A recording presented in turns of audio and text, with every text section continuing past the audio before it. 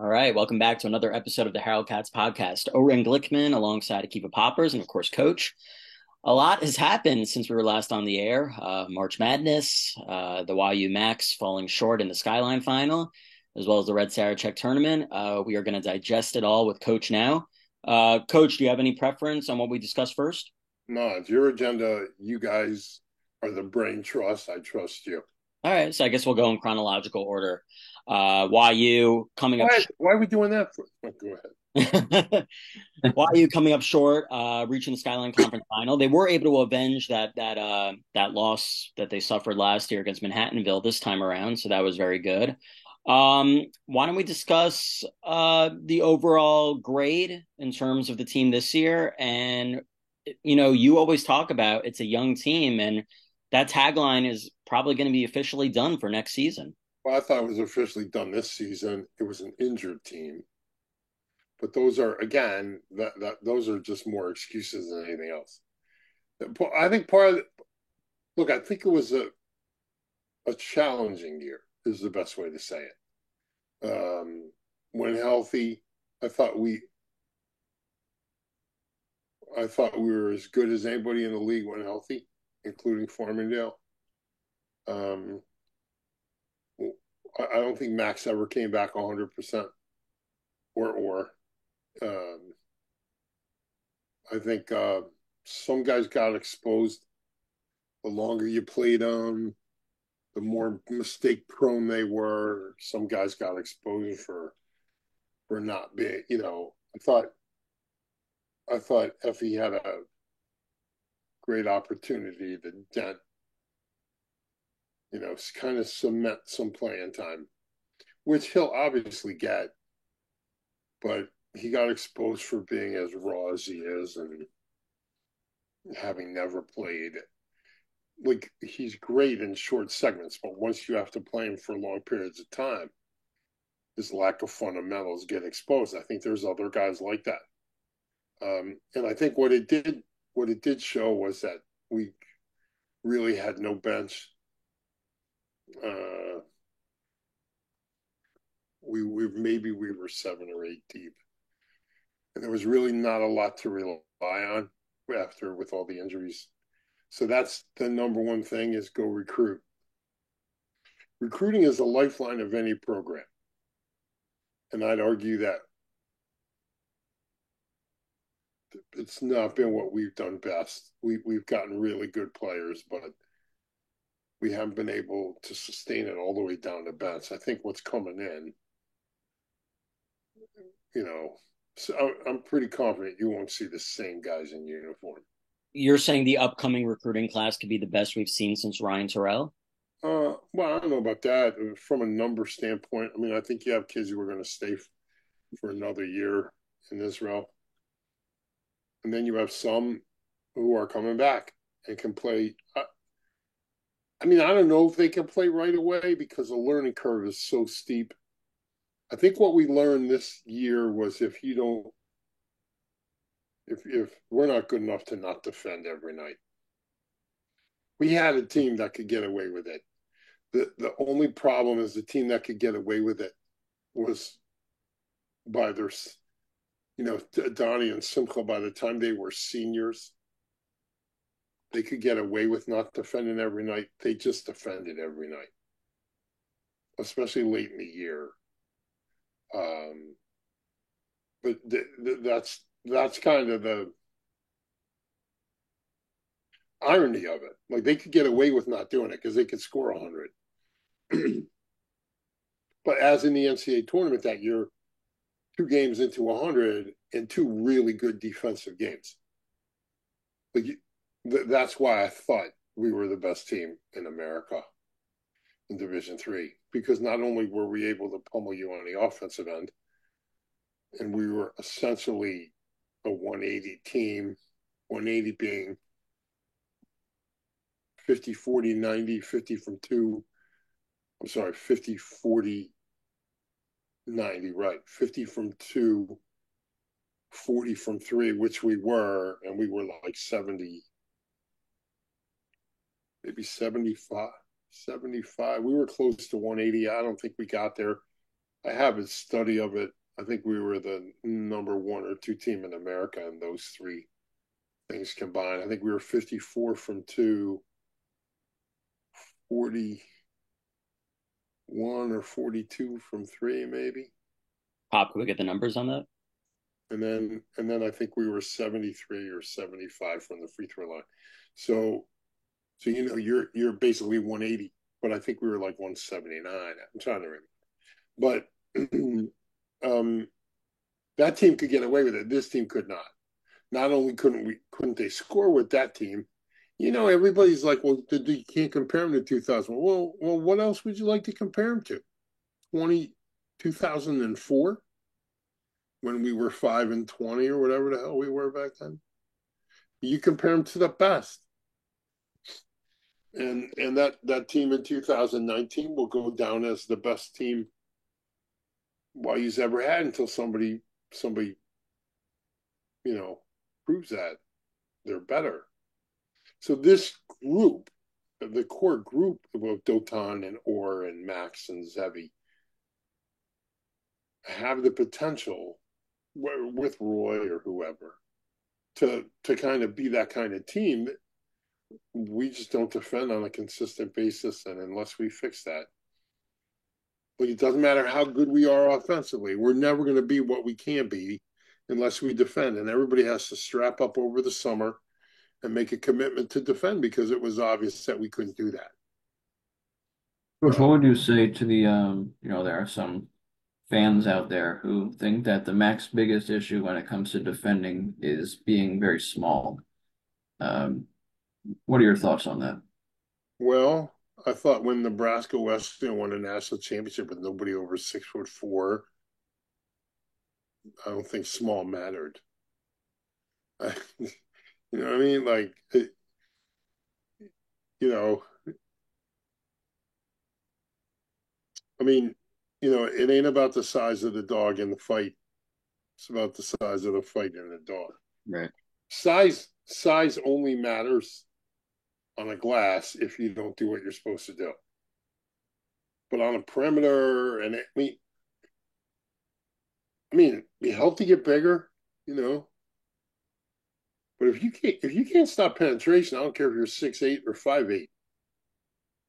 If you can't stop penetration, if you don't help in the paint, if you don't rebound, what good's your size? Like, what good is your size? My response would be, I saw Nebraska Wesleyan win the national championship and nobody was over 6'4". So it's not easy, and sometimes size helps.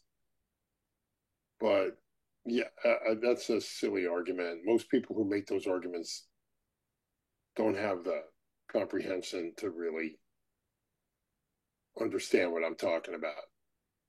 And well, what does he know? Blah, blah, blah, blah. I don't know nothing, obviously. But I know that you don't have to be tall to play defense. You just have to look. Here's the bottom. This is the bottom line. Effort takes no talent. And everything we're doing on the defensive end is an effort thing. It's all about effort. You got to play together on both ends of the floor. So I think we got older earlier. There is no more young here. I told you during the year in these podcasts that I thought we were no longer young, or we were getting to the point where we're no longer young. We got to defend better. We don't defend, it won't matter. None of it'll matter. We could score 100 points. We'll still get beat because we can't defend. Got to defend. Nothing beats stops.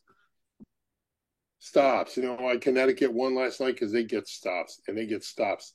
They bring stop getters off the bench. They do everything.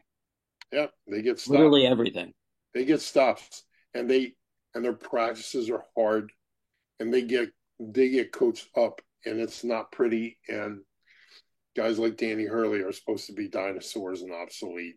Even their patience on the possessions with the shot clock winding down, like it was just Well, it was masterful. Well, that has a little bit something to do with age.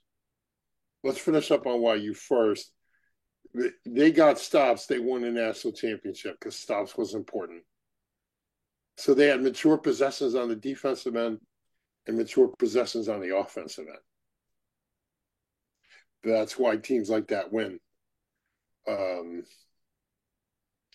I I don't think we competed very well the last half of the year. I would say since we came back from Israel, um, I don't think we competed like we did early in the year. And that had more to do with injury than anything else. But that's what I think happened. And just got to defend. Guys got to work on their game, and nobody wants to work on their defensive game, and everybody has to, top to bottom. And some guys won't have jobs, is my prediction. Mm. But who knows? I'm actually usually wrong about that. If it was up to me, I would make sure some guys were no longer occupying uniforms they didn't have to occupy. Because there's nowhere to go. You have a chance to play and you don't post, or you don't play hard, or there's always something wrong with you, or you're just not good enough. That has to end. So it's positive. Some of the kids coming in can actually really play. I think depth will get extended, and I think we'll get a little more athletic, a little taller, hopefully a little tougher. So I mean that's it's an opportunity to get better. Do we feel that Skyline opposition is going to be getting weaker now with Farmingdale's senior core like Hurwitz and Powell graduating I'm and back for another 5 years. Who knows? No, I think that they keep recruiting. Everybody keeps recruiting. That's not going to stop. right, but we're able to tap into something that these other schools aren't able to. Which is what? We have that worldwide Yeah, recruitment. that may be true that it's a worldwide base, but it's a limited base. Correct. You know what I mean? Like they can choose from any kid anywhere. We really can't do that. We have to have a limited selection of kids that we can choose from. We do have that. So we're hampered by that, but the good news is that we've been successful and everybody knows who we are. So if you're a baller and you're Jewish, you probably heard of Yeshiva. Not because of what happened 15 years ago, but what's happened in the last 10. So, we can live off that for only so long. Now we got to look. The bottom line is we keep playing for championships. Good things will happen, and that's what we got to keep doing. Mm-hmm. And we have the talent to do it and the personnel to do it. It's got to be 5 guys together, and they got to be connected on both sides of the floor.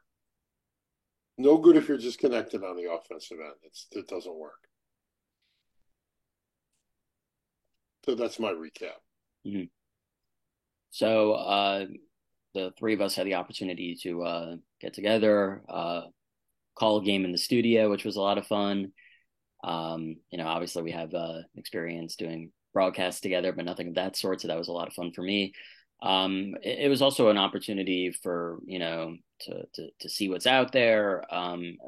Without singling anyone out by name, did you see teams or did you see particular players that caught your eye? That you thought could have a future, even if that's not necessarily a YU. What were your overall thoughts on the weekend, and what caught your eye? Well, whenever I go to these things, I always think back to 2015. The 2015 had 5 starters of an NCAA tournament team. Right. Like I think we started. Let's see.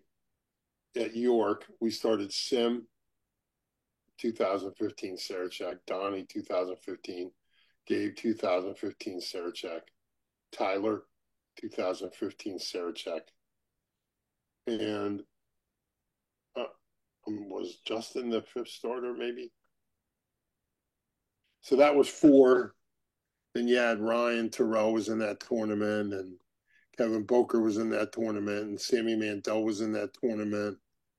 I know I'm missing somebody else.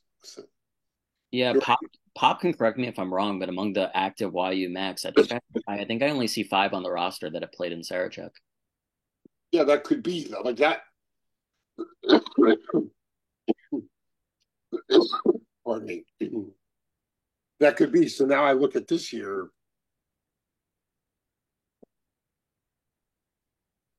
There's just not a lot to draw from. I think the kid in Chicago, Wartner's, he's a good enough player. I don't know if he's good enough for substantial minutes in the first 2 years of college. A couple kids at Mag and David, maybe. So does that tell you that the quality of the tournament has dropped or just different? Definitely not different. Well, it's twofold. One is at that time, YU's building a program. So Now the bar is higher, correct? right, but the problem with that argument is I think all those players would still be coming to YU to play because I think Sammy Mandel would have been a star in this year's tournament. Really? Yeah. So like I think Kevin Boker's still coming to play. Right. I think Ryan Terrell's still coming to play. Gabe, Donnie, Sim, Tyler. Oh, Aton. I forgot about Aton. He was in that tournament too. They're all better than whoever was playing this year. Mm-hmm. So that's just a statement of fact. I'm not disparaging anyone. No, not at all. Not at all. I'm just saying that's the core of the best team that's ever been at YU. Right.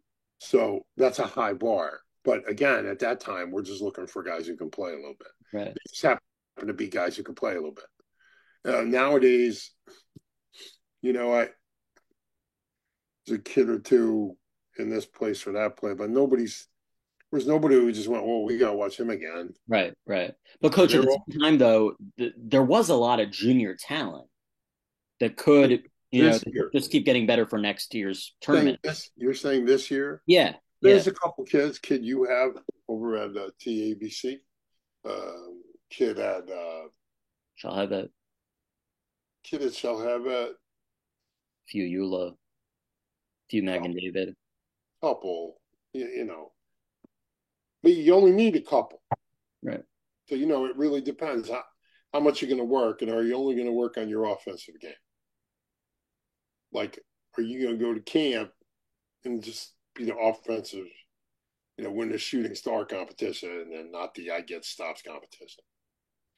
Because it's not like a big deal. When I was running a camp, I had a rat award. And what the rat award was it was a gym rat, but the rat was the guy who took all the charges and dove on the floor for loose balls and all that. So what I told the guys was, it's the thing I got from Jim Valvano, actually. I mean, wherever you are in the building, take a charge. So at like the second day of camp, the head maintenance guy comes up to me and goes, "Hey man, your kids are bumping into me. You got to stop them from." We had kids taking charges on the maintenance guys, on the bus driver, on the secretaries. Like they were walking in the hall to go to the bathroom, they'd be taking a charge on anybody, some rabbi who passed them in the hall. They just take the charge. I mean so we had the rat award. We gave that out, but again, it's a mindset, and it was pretty cool when he came in the gym and he started yelling at all the kids and me, "Stop taking the phone in front of me. I don't know what the hell you're doing." It's pretty funny. When he left the gym, I kind of gave him a big ovation. Our team was all jacked about that. But like when you go to camp, are you just a shooting star? Right. Because the bottom line is, if you can't defend, you can't play. Yeah. And we got guys, unfortunately, we have a lot of coaches who aren't teaching their kids defensive fundamentals. So they automatically come into college behind. Right. Because all you're doing is sitting in the zone. You're upright instead of in stance, you're playing hands up here or whatever it is instead of, you know. So it's unfortunate. I think we talked about this before. I think a coach who has a college player in his building owes it to the college player to get that kid ready to play in college on both ends of the floor. And sadly, I think our community has consistently been derelict in that duty. Was there any particular team defense that you liked over the weekend? I did. I liked what they were doing in Cleveland, actually, or what they were trying to do. Right. And Uh, I think you liked BT defensively, right? I did. I like their ball pressure. Um, I think when they get in foul trouble, they're a different team, and they don't really have depth. They have minimal depth, and the ball pressure takes a major hit when Donnie Oken doesn't play or gets in foul trouble, and then everybody kind of gets kicked down, and then you're just playing guys who aren't as good defensively. I liked what um, Ida Crown was doing on the defensive end a little bit. I thought they surprised me. They were probably one of the 4 or 5 best teams in the tournament. That we were Yeah, all three of us were skeptical of going in, I yeah. think. Well, look, I think they've earned that. You know, and then again, I don't know if that's okay. Ida Crown's really good, or it's the tournament is the way it Correct, is. correct. Well, I think it's very interesting that you're talking about the defensive approach throughout the weekend. This will put a smile on Pop's face. Our most exciting game of the tournament, obviously, the result didn't go our way. Was last year's tournament, seeing all those charges that your YMC Uh, Cyclones took. uh, well, I mean, And you're kind of right. We didn't see anything of that sort over the weekend. yeah, I don't think a team like ours could have competed without being fundamental like that. Right. One of my players is back from Israel, and he said, guys in his yeshiva from SAR are giving him the business, and I'm kind of like, they can give you the business all you want. I mean, you didn't win your league, and you didn't win Sarachek, and Right. you barely survived against the team that had their 6 man taught robotics in school. And every So, single one of those calls was correct. well, I like with all due respect, you give us grief all you want. We're 5 years old. We graduated 9 people. I mean, there were probably more than 9 people in the first quarter of a row at graduation at SA. Yes. So like, really? That's you're gonna get all right, go for it. And they had some nice players that I really liked, by the way. Right. And as a matter of fact, I would argue we had the lead against them longer than any other team in that tournament, That's true. including Valley Torah, who won. Yeah. So, like, with all due respect to all those guys giving my boy some grief, like, they're we're pulling from 23 kids. You know what I mean? You probably have 80 at tryouts between your JV and your varsity. So Yeah. I don't like that as an excuse, and it's not. It's like we got 5, you got 5. Let's play. That's my take. It just you're going to go talk some junk when you accomplish nothing. Right. Did you accomplish? You have one of the larger schools in that entire league. You lost in your championship. If you got, I mean, you lost in your playoff tournament. You lost in the Sarachek tournament. Who are you talking to? Like you know, uh, you know, I don't have a lot of, but the only way we could compete was to be fundamental like that. Yeah. And no, there weren't a lot of guys taking charges like that. Yeah. We got guys trying to block shots, which is mind blowing that 5'10" Jews are blocking shots. Like, We did see a couple blocks. no, but I'm saying that they're trying to do it. Like, dude, Oh, you even yeah. try to do it. What are you doing? Like, it's just not a smart way to play. Right. But I get you want to contest the shot, but you trying to block a shot. It's not like everybody's that 6'4" Oakner kid or whatever. Right. You got 5'8" trying to block shots. Another junior. Well, yeah, so, as I said on our broadcast, when the kid was chasing a defensive rebound out of Right. I think he bounds, said, "What are we doing? What are we doing?" like, what are we doing? And I said to him, like, what? He goes, I don't know. Well, I talked to him Friday night. He's like, I don't know. Just like I thought it got tipped or whatever. By whom? When he shot it, dude, referees aren't that good, dude. Like, just let the ball go out of bounds. And, he had teammates who had their hands on their head going like, what are we doing?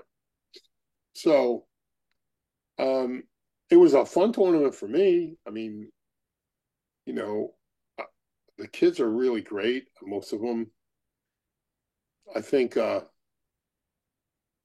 your inability to control your own student body's stupidity, 5, 4, 3, 2, 1 nonsense.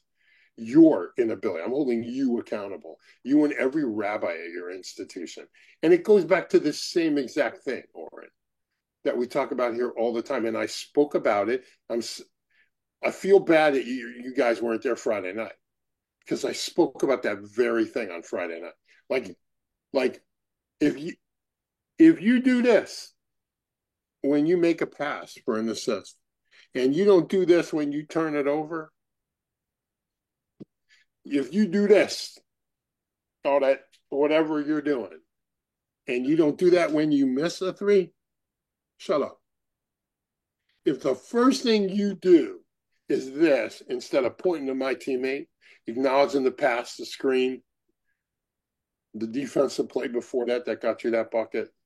The we before the me. Absolutely. And with every player, everyone on Thursday, Friday, every single one was a me before the we. And then we spoke about Friday night. Like,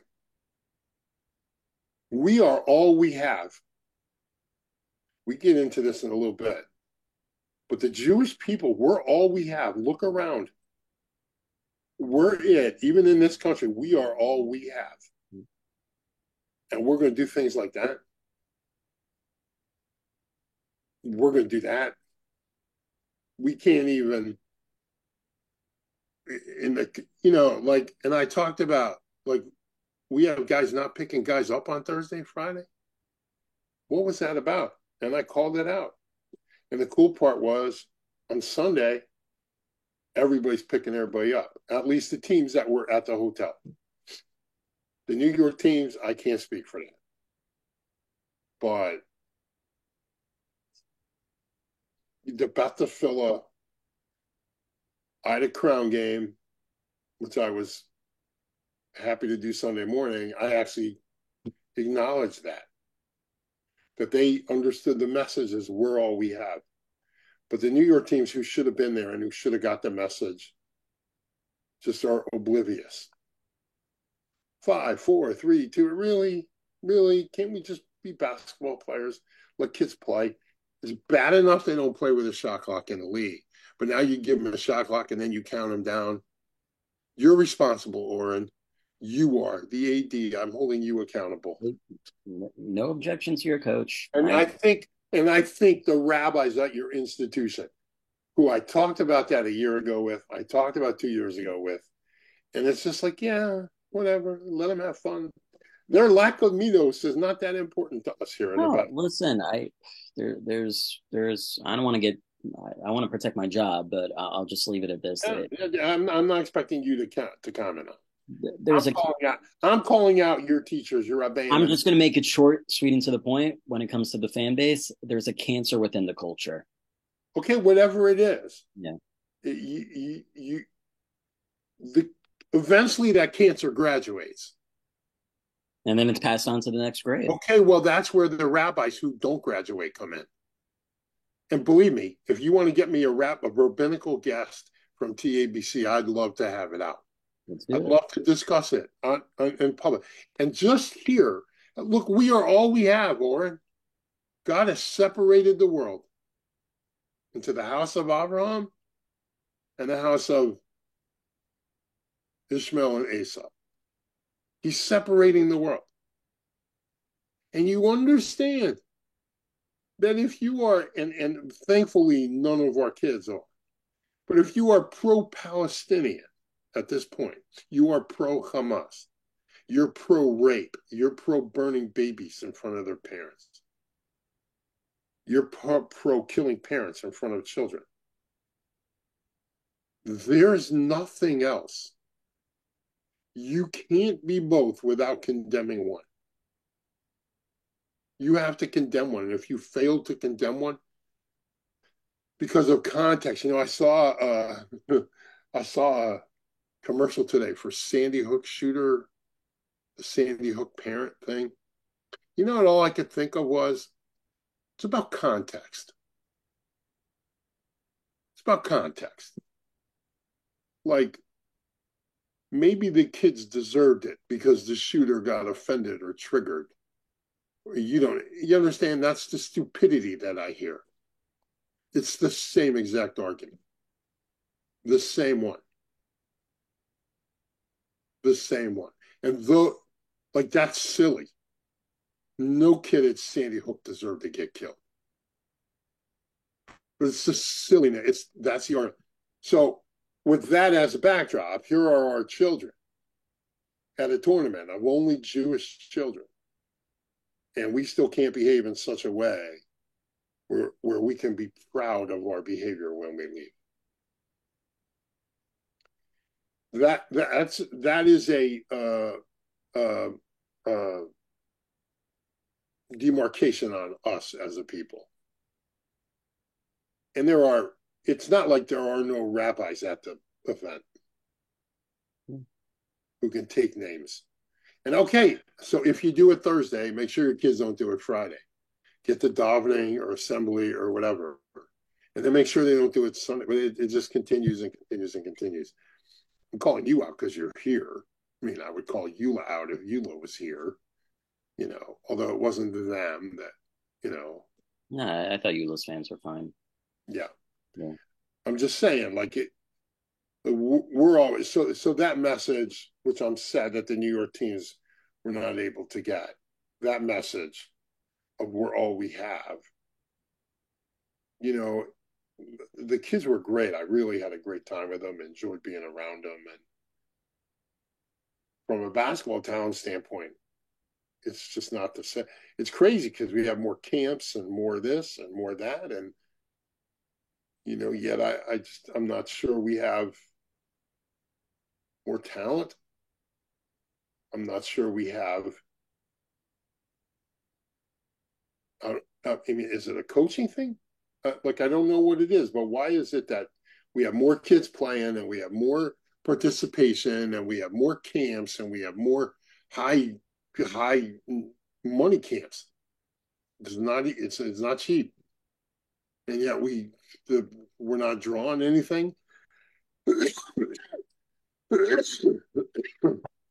Forgive me, but I'm, as somebody who's looking for talent for the next level. Sure. It's a shame, a little bit of a shame.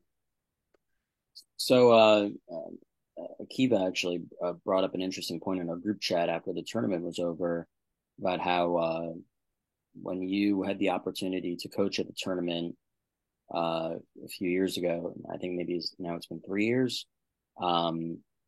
You played Eula, and apparently two Akiva? 2 years ago. Yeah, 2022. Yeah, I'm sorry, 2 years ago. You had the opportunity to apparently play some of these Eula players who were the eventual champions. How many players, Akiva, were there? He's I don't know how many, but two of the starters, Robin and Rosenblatt, were sophomores on that team in 2022. Yeah, so when Eula won the whole thing, did that get you thinking at all about your program? Like, did it make you happy? Well, no, I thought we could have competed with them last year too. I told Monty that. Like, no, I do think that it highlights the issue that we have here. Now, I think if you took both teams that compete here in Baltimore, Bethaphylla and YMC and put them together, you'd have a pretty good squad, especially last year or the year before that. But we're split into these two different schools. And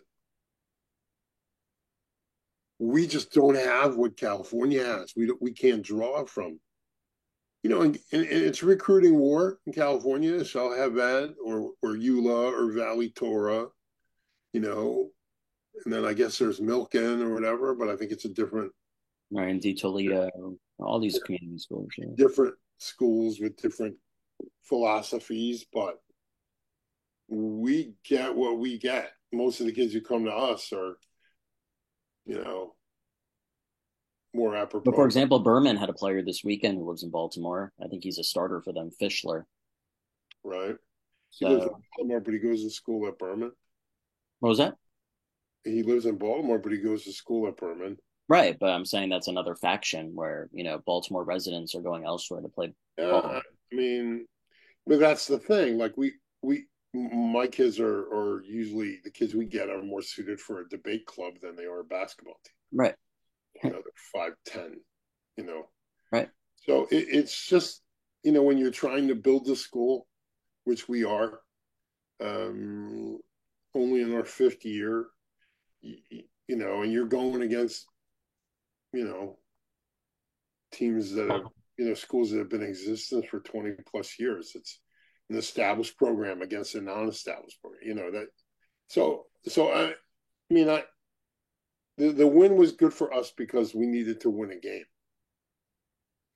Yeah, so no emotions are racing through your mind when you look. I was happy for Rosenblatt and a couple of the kids that I spoke to that weekend. I was happy for them that they were able to do this.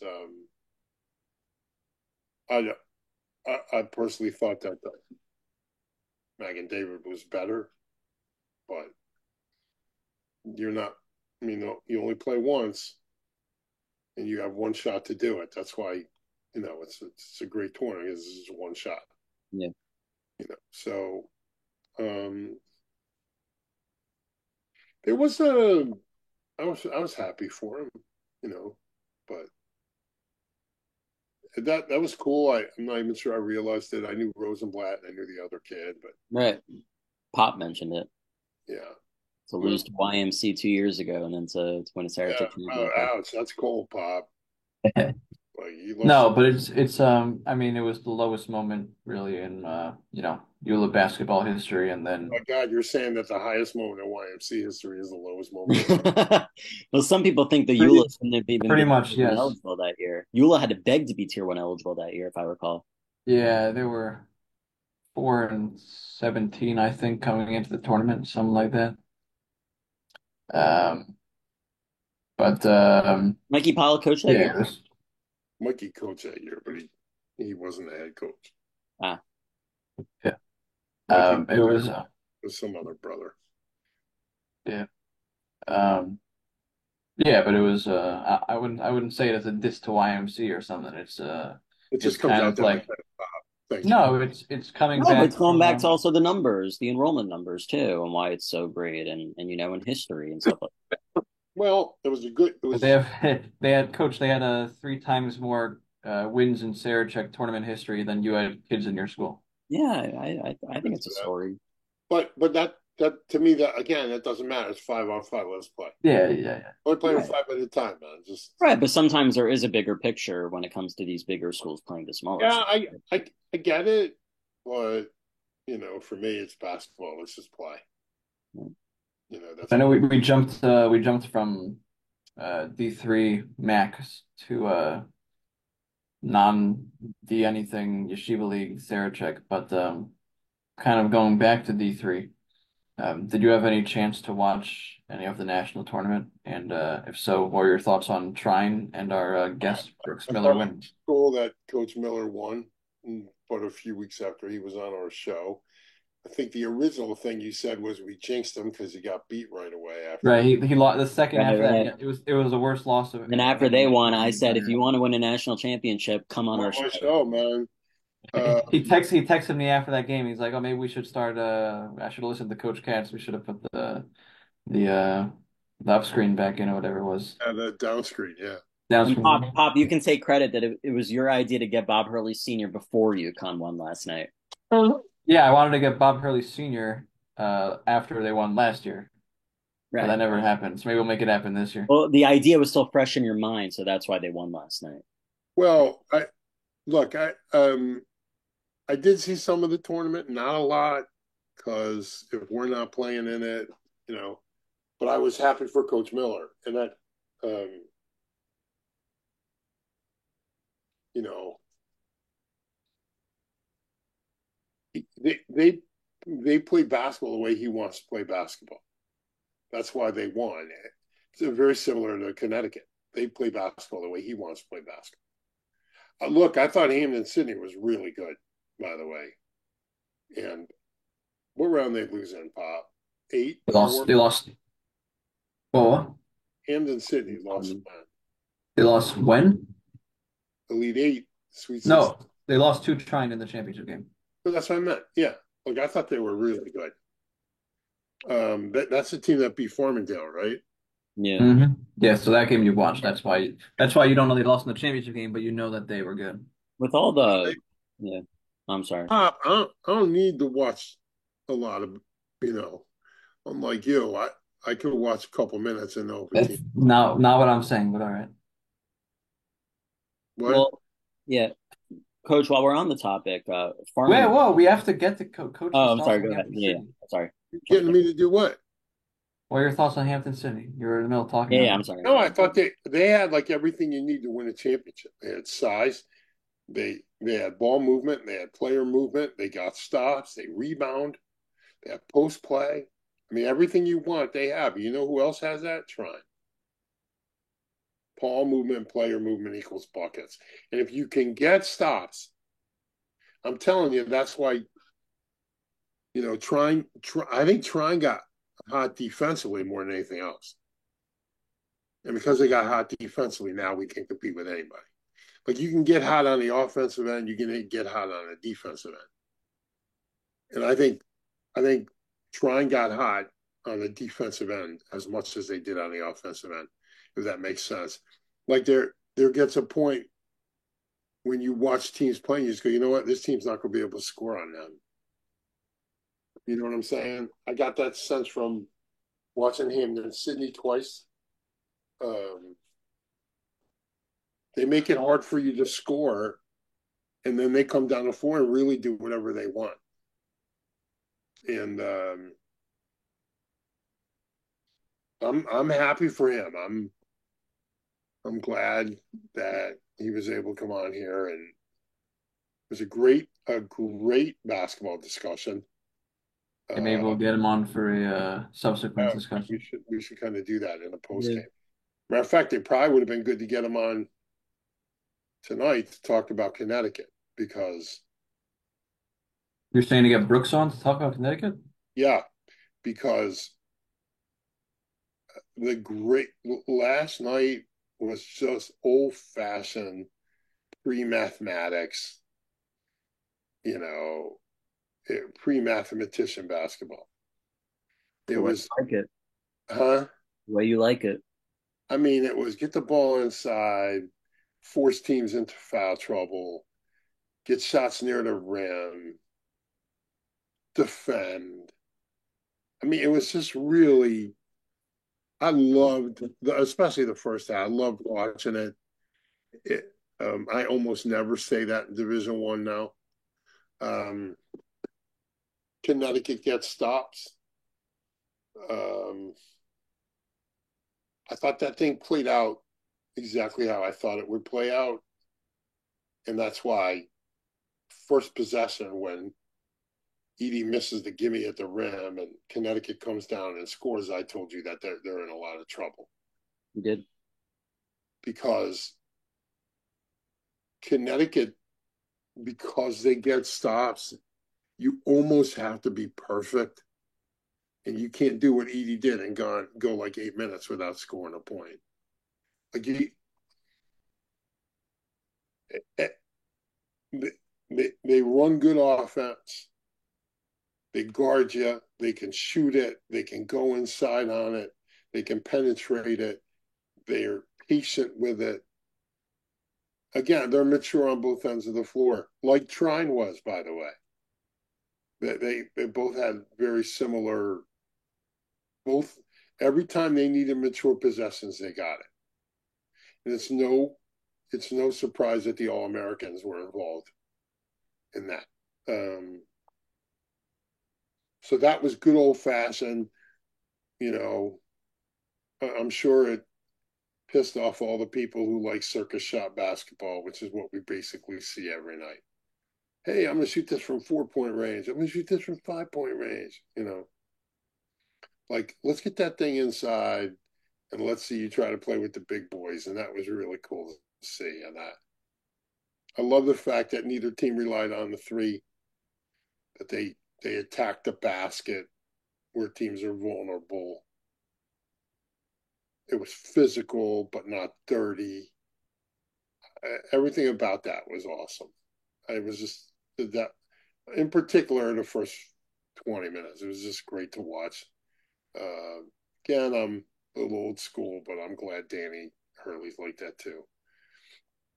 Both of them are just kind of throwback. Painter too, you're saying. You're Yeah, saying both Danny and Brooks, or yeah, both Danny and Matt? Matt. Yeah, man, Matt. I mean, Matt's always played with post kids like that. He's just never had a Sure. 7-4 like Well, that. he had Arms or whatever his name was with on that 2020 He had a big African American kid 2019 going to Portland. Um, What was his name? You're not going to get me to remember, but like they've always had good post play.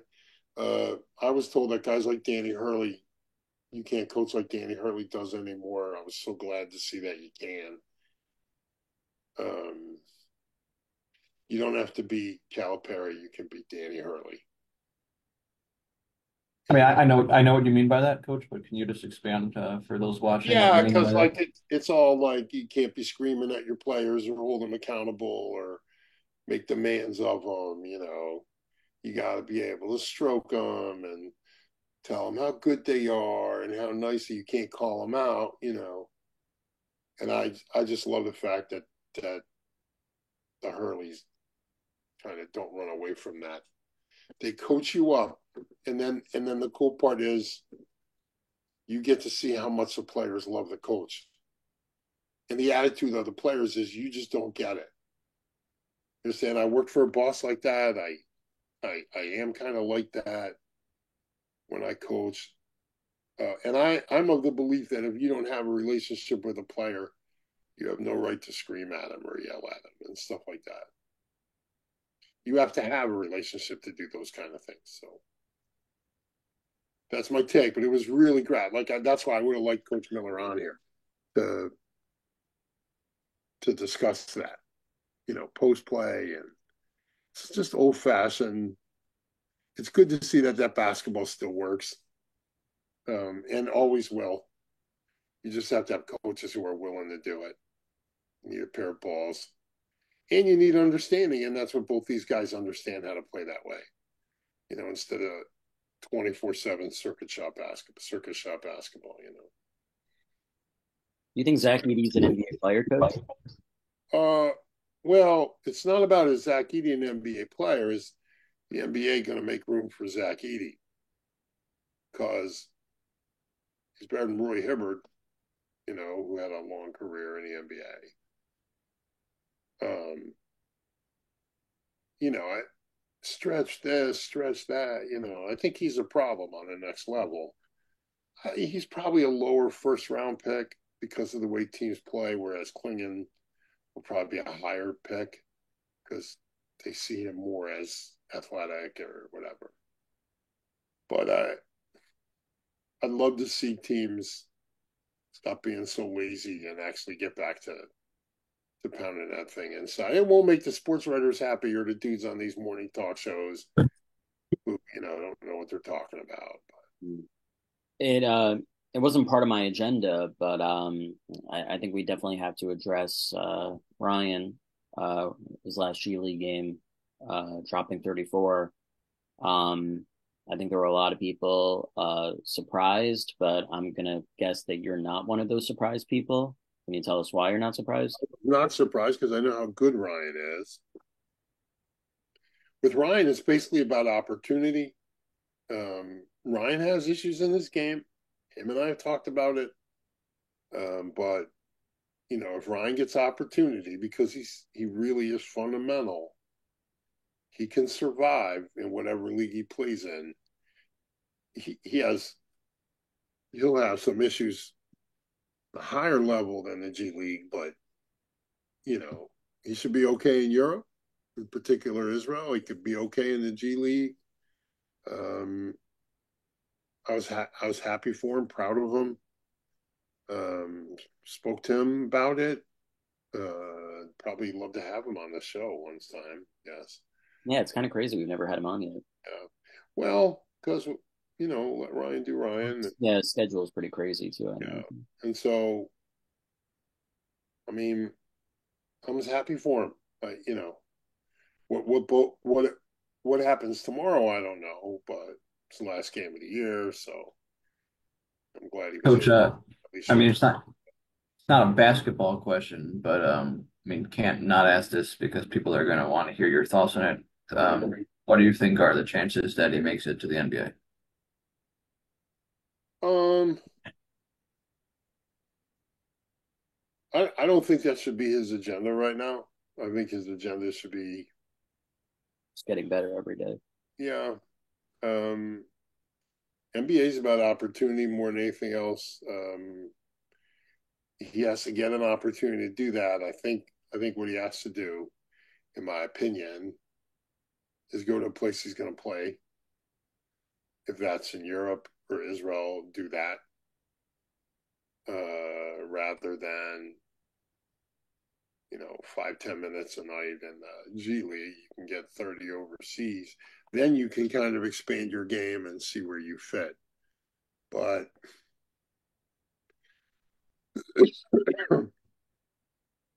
I mean, it's about opportunity. You know, Playing in that league is about opportunity, and I just don't know if Ryan's going to get the opportunity he needs to do it. Is he good enough to do it? Was that your original question, Pop? No, no, I said my question's not a basketball question.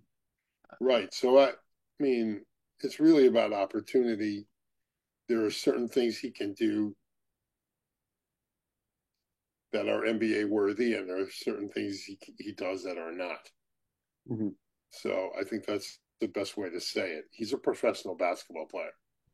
What league is a professional basketball player? Well, I think those chapters have not yet been written, and I'm excited to watch what happens with him.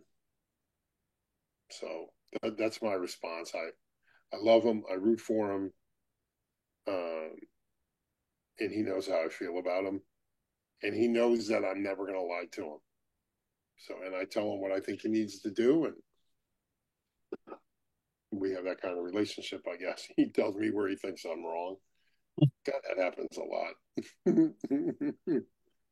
But thank God, I've been lucky to be around really good basketball players my whole life. He's one of them. So when March Madness ends, I mean, I guess people now generally look forward to the NBA playoffs, but in I terms of don't, but you don't, but in terms of the I mean, Coach, you look forward to watching the Nuggets at all? I do, yeah, Okay, so there you go. So there's something. but I don't look forward to it. As a boy, I better be home for that Nuggets game. Like if No, it's I know. if But it's that on, if it's not on, it's not on. I I'm got not you. buying cable to see the Nuggets. um I actually we actually did want to get your opinion on this without um directly targeting any institution, but uh I think this is definitely in your alley because you are very critical of the Yeshiva League. There have been rumors that Yeah, certain professional critic. uh, there have been rumors that certain institutions are, promising to lower tuition to recruit basketball talent to their high schools, and some transfer portal type sketchy stuff with promising drivers to players from other schools to come out to them to play ball. Do you have an opinion on this? Well, look. Oren, you got to phrase the question a little differently. What is coach always has an opinion on something. Yes, I want to be What as is your polite as opinion? possible without attacking anyone. Look. First of all, Catholic leagues all over the country have been doing this forever. So this is Okay, but is this a Torah type Jew model trait we should be following? 5, 4, 3, 2, 1. Is that a Torah type Jew model trait we should It's follow? not. It's not. Okay, so fix that first. That's the easy part. The easy part that schools have yet to fix. They won't fix that. Okay, I'm asking you about this topic now. Right. Then. So I'm saying. So here's my point. My point is let's put this aside. And Baltimore became a big problem. Guys like Rudy Gay was at Eastern Votech, and all of a sudden he was over at Spalding, and I was like, how'd Rudy do that? Or Bernard Hopkins was someplace, and then he was at Milford Mill, and then he ended up going to Dunbar. Like guys have been doing it. So you know what the MIAA did? They passed a rule, and the rule was if you played for a school that played for a championship in its league, and you transferred, you had to sit out a year before you played. If you want to stop it in the Yeshiva League, that's how you stop it. Because the kid misses an entire season.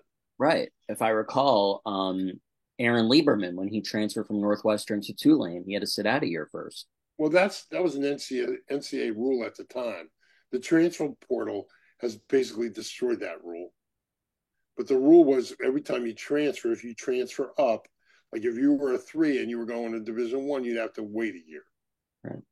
But if you were a 1 going to a 3, you could play right away. So if you transferred across or up, you had to sit.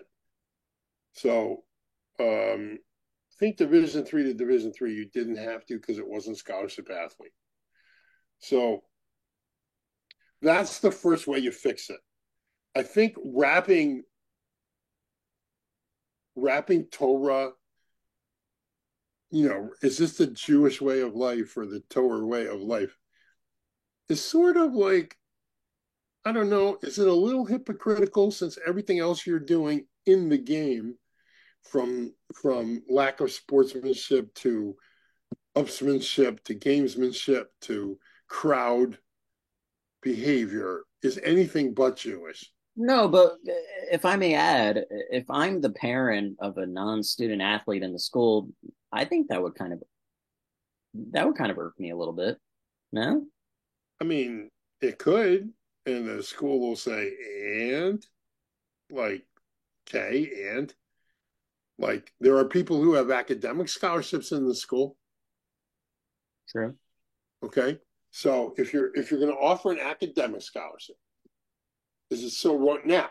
This is something totally different because this is an athletic scholarship that you're jacking guys from schools that they're already in, Right. bringing them Different to than the the eighth same grade, league, different than the eighth grade recruitment. Right. to the Right. same league. Like okay, if you do that with eighth grader, I mean the kid has a choice to go where he wants to go. But if you're poaching high school kids, you know, I just find it's almost like the last league that should complain about this is that league, because everything that the kids are doing, the administrators are doing. I wouldn't say all the administrators, but everything they're doing in the league is just like the Catholic League and the public school leagues. And you're going to draw the line here because you're getting poached. You know what I mean, Oren? Like, I get it. I think it's an issue. It's not my league, so I'm not addressing it. But if it And I happened, think we're very thankful. if I was the, if I am thankful it's not my league, but if I was the commissioner of the league, that's how I do it. I'd end it right here. Look, you can have this be a sustainable problem that you're never going to get a handle of, and it's going to get out of hand, or you can nip it in the bud right now. Right. Just say, you're welcome to transfer, but if you do, you have to sit out a year. That works until some administrator has Joe Moneybags as a parent. And then Joe Moneybags is like, well, my kid's going to play because I'm about to give you $1 million. And then does principal of Joe Moneybags have the wherewithal to say, I'm sorry, we voted on this rule, and that's a school wide, that's a league-wide rule, and we're all in favor of it, and you'll have to eat your $1 million. No, they don't, because they don't have enough money to buy 24-second shot clocks. You know what I mean? That's the complaint. Right. We can't afford the shot clock. You can't afford the shot clock, but you could pay a kid's tuition. Listen, I think there are a lot of kids who want to win, but I can't imagine any of these guys ever agreeing to sit out a year and having to redo a grade. Right. So I'm saying if you want to, you don't have to redo it. You just lose a year of eligibility. Right. But then socially, it's a mess for you. Of course, it's a mess for you. Like you can't practice with your team. Like you can't do anything with your team. Right. So it's a problem. And if you want to fix the problem, if I was the commissioner in the Yeshiva League, and this was this voice note problem that's going around, I would end it tomorrow with that rule. Well, I think that the commissioner has to go to the schools in order to get something like that to happen. Always fun ending an episode with a touch of controversy. Hold on now. He might, but if you fight against that rule, it can't be a unanimous decision. It has to be a majority rule decision. Like you got to get 2/3 of a vote. If 2/3 of the league or the participants in the league agree to that rule, then that's the rule in the league. And if you want a different rule, then go to a different league. Right. But like if you're asking me how to fix the problem, that's how to fix the problem. If you want to stand on ceremony and say, hey, we're Jewish and we're supposed to behave different, then start in the gym. Right. Like if you're going to allow all the other nonsense, then this is just more of it. That's all. I mean, can you blame a guy for wanting to win? I mean, he gets hired to win. I mean, I don't know if you get hired to win in high school, but I think in your league you get hired to win. Yeah. Some teams hire you to win, some teams hire you to babysit. Yeah. So I think the teams that are being hired to win, they're doing what they can to win. And if you can't compete, oh well, step up. Yeah. So I think you have to take the Torah perspective off of it, the Jewish perspective out of it. Okay. Because I think you have to clean up your problems inside of that perspective. You understand what I mean? Yeah. And that's how you fix it. I would fix it in one day. And everybody would complain. So better start poaching in 8th grade now. You know what I mean? Like, yeah. And I don't think you can do a lot with those 8th graders who go to a new high school. Because the Yeshiva League is littered with kids who were in one school in 8th grade and went to another one in 9th grade. But once they hit 9th grade, once they enroll in your school in 9th grade now, if they transfer, they got to sit out a year.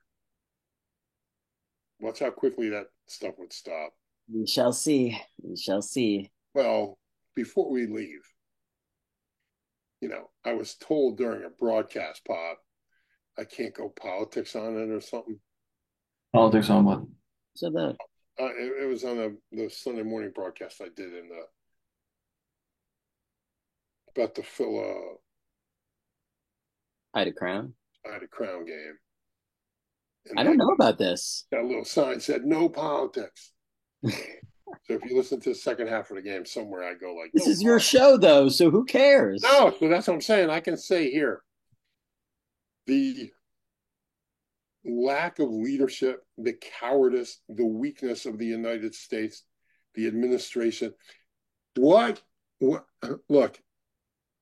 You talk to me about the unbreakable bond, ally to ally. You know when your ally needs you? When the entire world's ganging up on them. That's when your ally needs you. They don't need you when everybody's kissing their ass. They need you when everybody's ganging up on them. And you turn around and bend the ally over and start ramming them from behind. You ain't worth a lick. The weakness being displayed by Joe Biden's administration. I said it. And I look, and every single Jew, I mean, you have to ask yourself a question. Dick Morris once said, no electorate cares less about their own self-preservation than the Jewish voter. We're about to find out. Because it's not just, like this whole narrative about how the Jews came in and a bunch of violent Holocaust survivors came in with massive amounts of armament, which, of course, if you know anything about the history of the land, knows that's not true, and chased away their wonderful, far-reaching, lovely Arabs who just want to live in peace. If you believe that narrative, you're an idiot, Jew or non-Jew alike. And nobody who talks about that narrative ever mentions the Mufti of Jerusalem, who Adolf Hitler put in charge of the Middle East and Israel when Hitler would take over that part of the world, who met with Hitler, who starting in the 20s was a problem for the Jews. Jews were being killed all the time.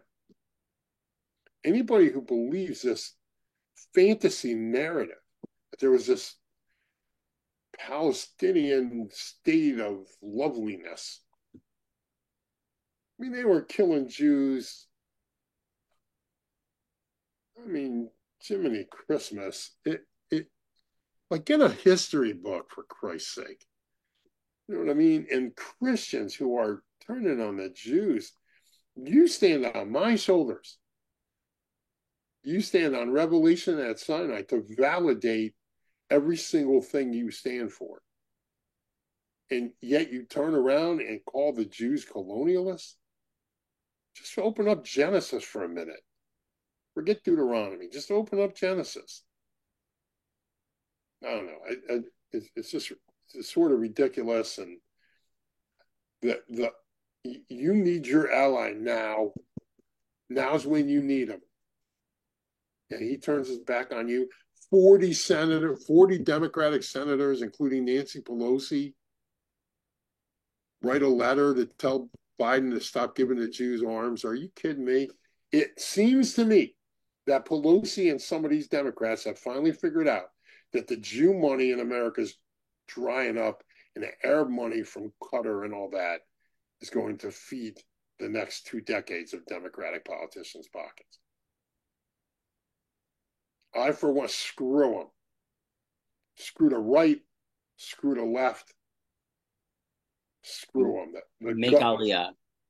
Well, that's what I'm doing. The gutlessness of America, the lack, the cowardice of the two-state solution that Biden's thinking about is Minnesota and Michigan.